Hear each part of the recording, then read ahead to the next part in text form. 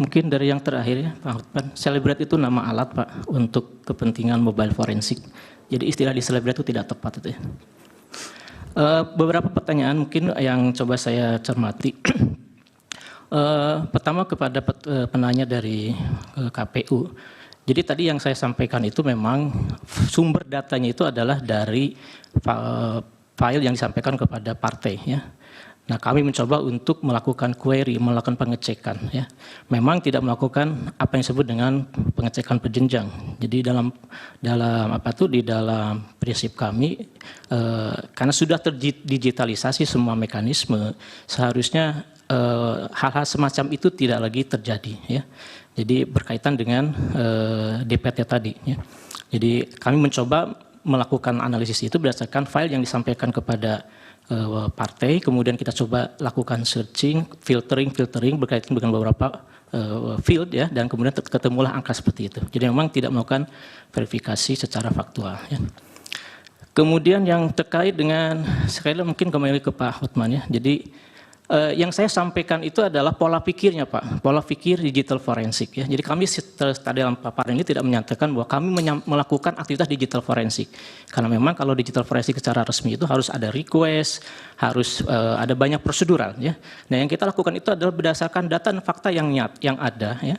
Kami tadi menampilkan source code. Dari mana source code itu? Dari yang terpublikasi sebenarnya. Siapapun bisa sebenarnya, karena itu bisa didapatkan secara langsung di dalam publik ya. Orang-orang IT saya kira mengerti betul apa yang disebut dengan web scraping, apa yang disebut dengan JSON ya, itu hal yang sudah biasa dilakukan. Jadi secara prinsip kita tidak melakukan digital forensik ya. Dan kalau berkaitan dengan kompetensi, alhamdulillah saya sudah hampir 20 tahun bergelut dalam dunia digital forensik, punya S2 digital forensik, S3 pun juga digital forensik. Kalau untuk masalah sertifikasi dulu pernah mengikuti beberapa sertifikasi. Terima kasih. Kemudian berkaitan dengan dari Bang Refli dan Pak Bambang mengenai kapan mulai terdeteksi angka itu. Jadi kalau kita membuka satu situs, nama itu adalah web archive atau arsip internet itu, maka kita bisa melihat pada tanggal 14 Februari jam 18 itu adalah saat pertama kali Sirekap itu muncul datanya. Jadi dalam WIB itu kurang lebih sekitar jam 18.30. Nah, angka yang muncul itu sudah di angka 57, kalau tidak salah ya, 20 sekian untuk 01, 57 untuk 02, kemudian 03 pun ada angka itu ya. Nah, angka ini tidak banyak berubah. Bahkan ketika saya sampaikan, ketika ada pernyataan mengenai ada kesalahan terkait dengan 154.000 TPS, itu ternyata tidak berdampak ya. Logikanya ketika proses verifikasi, ketika data itu masuk ya, maka tentunya proses validasi itu akan bergerak dengan cepat, dinamis ya. Nah, dinamis itu tentunya akan juga berdampak kepada pergerakan angka. Dan saya kira itu pernah terjadi pada kalau ada publikasi-publikasi hasil itu selalu ada pergerakan angka ya. Nah, pergerakannya tidak terlihat seperti itu.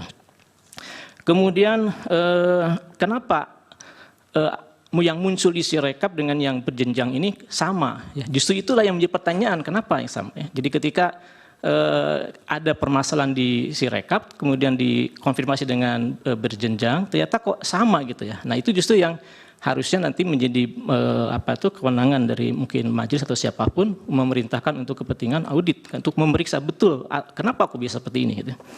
Terkait dengan hilangnya metadata hasil. Jadi memang dalam dunia image forensik khususnya bahwa yang namanya metadata itu sesuatu yang krusial. Metadata itu akan memberikan identitas mengenai keaslian orisinilitas suatu objek ya. Dalam hal ini kalau saya gambar diunggah maka akan ada metadata. Di situ akan cerita mengenai kapan, kemudian kualitasnya dan sebagainya. Nah, dalam kasus ini kami melihat bahwa ada upaya untuk kemudian mendrop informasi metadata. Dengan hilangnya metadata, maka kemudian kita tidak bisa lagi memverifikasi. Kalau dari sisi aspek hukum forensik, ketika suatu data metadata sudah hilang, kita tidak bisa lagi mengatakan itu sebagai asli, ya, otentis. Ya, kenapa? Karena sudah hilang hal-hal yang menjadi alat ukur mengenai autentikasinya, originalitasnya, gitu. Kemudian terkait dengan bahwa tahun berapa tadi ya, ada DPT yang terpublikasi ya, secara umum di publik ya, mungkin sebenarnya dari satu sisi, apalagi dengan adanya undang-undang PDP, justru yang punya tanggung jawab untuk mengawal, menjaga data-data pribadi, termasuk nama, alamat, itu termasuk data pribadi, adalah mereka yang memegang data itu, pengelola datanya, ya seperti itu. Nah, seharusnya mereka yang memberikan klarifikasi. Jadi ketika tidak ada klarifikasi, tentunya itu menjadi suatu pertanyaan, kenapa tidak diklarifikasi, gitu. Kemudian terkait dengan adanya beberapa ilustrasi mengenai perubahan fasilitas ataupun akses daripada mobile Sirekap.